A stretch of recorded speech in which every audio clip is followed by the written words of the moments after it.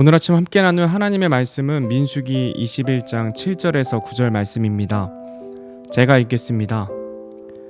그러므로 백성이 모세에게 나와 이르되 우리가 주와 당신을 대적하여 말함으로 죄를 지었사오니 주께 기도하여 그분께서 이 뱀들을 우리에게서 제거하게 하소서 하매 모세가 백성을 위하여 기도하니 주께서 모세에게 이르시되 너를 위해 불뱀을 만들어 장대 위에 달라 물린 자마다 그것을 쳐다보면 살리라 하시니라.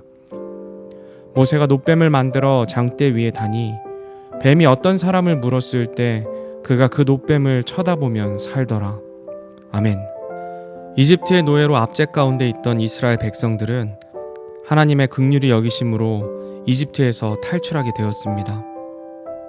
그들은 이제 홍해를 건너 하나님께서 예비하신 약속의 땅을 향해 가고 있었습니다. 이스라엘 백성들은 홍해만 건너면 고생 끝 행복 시작일 것이라 생각했습니다. 그런데 힘든 광야 여정이 계속되자 끊임없이 불평불만을 쏟아냈습니다. 물론 광야 여정이 많이 힘들었을 것입니다.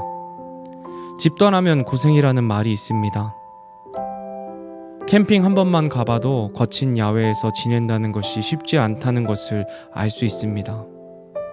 그렇지만 압제 가운데 고된 노동으로 고통받던 이스라엘 백성들을 구원하신 하나님의 은혜를 생각했다면 계속해서 불평불만하고 하나님을 대적하지는 않았을 것입니다.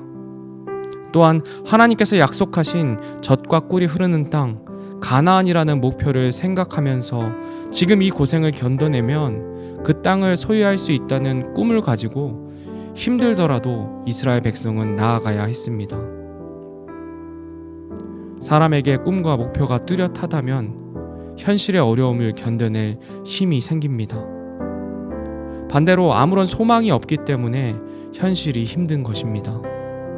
이스라엘 백성들은 하나님을 원망하며 차라리 이집트의 노예로 살 때가 좋았다고 말하며 반역을 하였습니다. 결국 이스라엘 백성들은 이 같은 불신앙과 불순종으로 인해 불뱀에 물려 광야에서 다 죽게 되었습니다.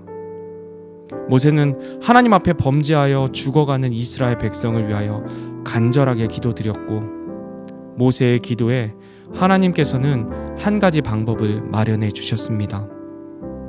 본문 8절 말씀입니다. 주께서 모세에게 이르시되 너를 위해 불뱀을 만들어 장대 위에 달라 물린 자마다 그것을 쳐다보면 살리라 하시니라. 아멘. 이 명령은 상식적으로는 납득이 가지 않는 방법입니다.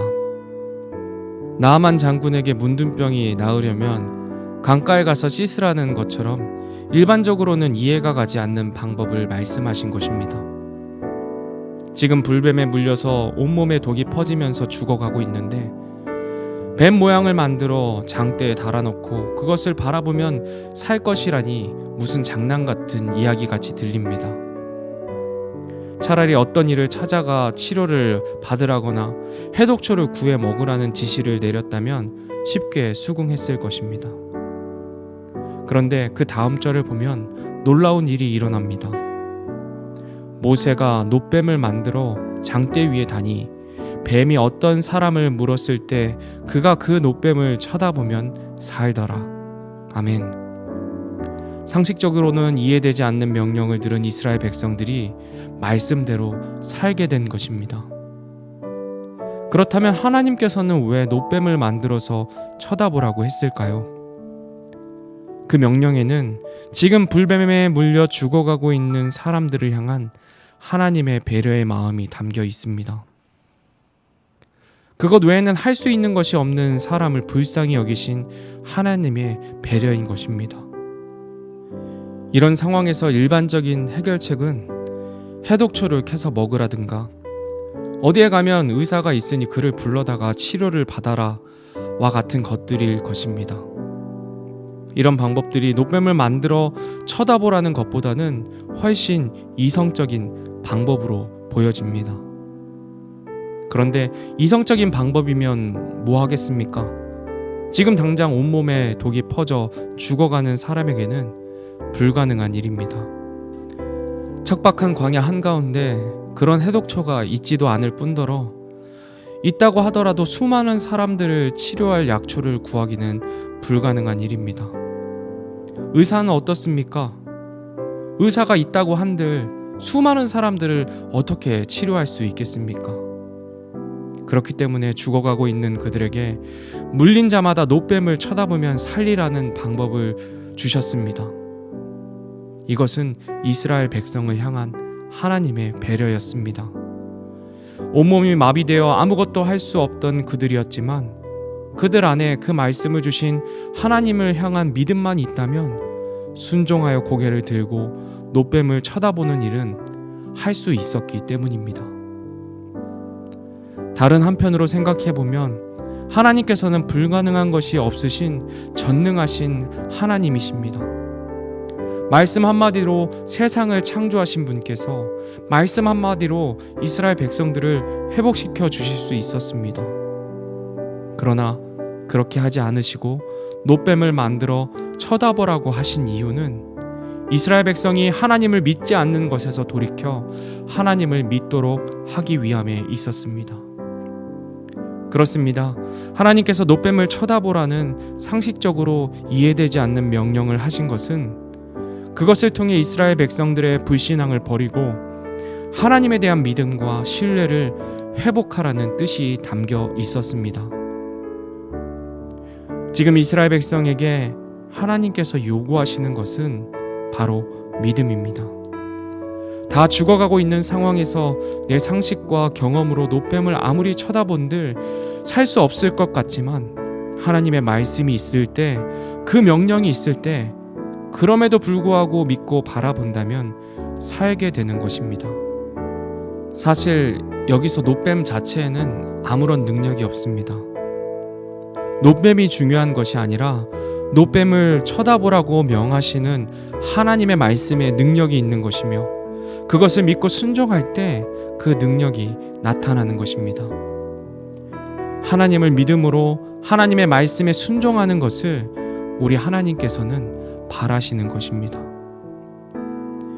이처럼 장대 위에 달린 노뱀을 쳐다보라는 하나님의 명령 안에는 아무것도 할 수 없는 이스라엘 백성을 향한 하나님의 사랑과 배려가 담겨져 있습니다.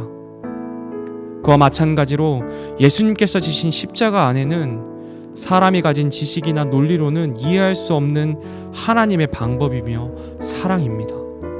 그것이 요한복음 3장에서 예수님께서 자신이 지실 십자가를 구약의 장대 위에 매달린 노뱀에 비유하시는 까닭입니다. 이스라엘 백성들은 불뱀에 물려 죽음 가운데 있을 때 장대에 달린 노뱀을 보면 살리라는 그 말씀을 믿고 그것을 봄으로 죽음에서 구원을 얻었습니다. 그리고 오늘날 우리는 예수님께서 우리의 죄들로 인해 죽으시고 묻히셨다가 3일 만에 다시 사신 것을 믿음으로 구원을 얻었습니다. 이스라엘 백성들이 죽음 앞에서 아무것도 할 수 있는 것이 없을 때에 믿음이라는 방법으로 구원하셨던 것처럼 오늘날 우리에게도 죄로 인한 영원한 죽음 앞에 아무것도 할 수 없을 때에 믿음을 통해 구원을 얻게 하셨습니다. 그리고 지금 우리 주변에 정말 많은 사람들이 영원한 죽음을 향해 달려가고 있습니다. 불뱀에 물려 죽어가고 있던 이스라엘 백성들처럼 우리 주변에 하나님을 믿지 않으므로 죽음 가운데 있는 많은 혼들이 있습니다. 이스라엘 백성에게 노뱀을 보면 살리라는 하나님의 말씀을 전했던 모세와 같이 우리 또한 예수님을 믿으면 산다는 복음의 말씀을 전하는 저와 여러분이 되어야 합니다. 모세가 노뱀을 보면 살리라는 말씀을 전하지 않았다면 이스라엘 백성 모두는 죽게 되었을 것입니다. 모세가 하나님의 말씀을 전했기 때문에 그 말씀을 듣고 믿은 이스라엘 백성들은 살게 된 것입니다. 로마서 10장 14절에서 15절 말씀에 이렇게 기록되어 있습니다. 자기들이 듣지 못한 분을 어찌 믿으리요? 선포자가 없이 어찌 들으리요? 보내어지지 아니하였으면 그들이 어찌 선포하리요? 이것은 기록된 바 화평의 복음을 선포하며 좋은 일들의 반가운 소식을 가져오는 자들의 발이 어찌 그리 아름다운가 함과 같으니라. 아멘. 복음을 듣고 믿음으로 구원 얻은 우리 모두는 복음의 명령을 받은 자들입니다. 복음을 선포할 책임이 우리 모두에게 있다는 것입니다. 오늘 하루도 오늘 말씀 생각하시면서 아무것도 할 수 없는 우리를 구원하신 그 하나님의 은혜와 사랑에 다시금 감사하는 저와 여러분이 되기를 소원합니다.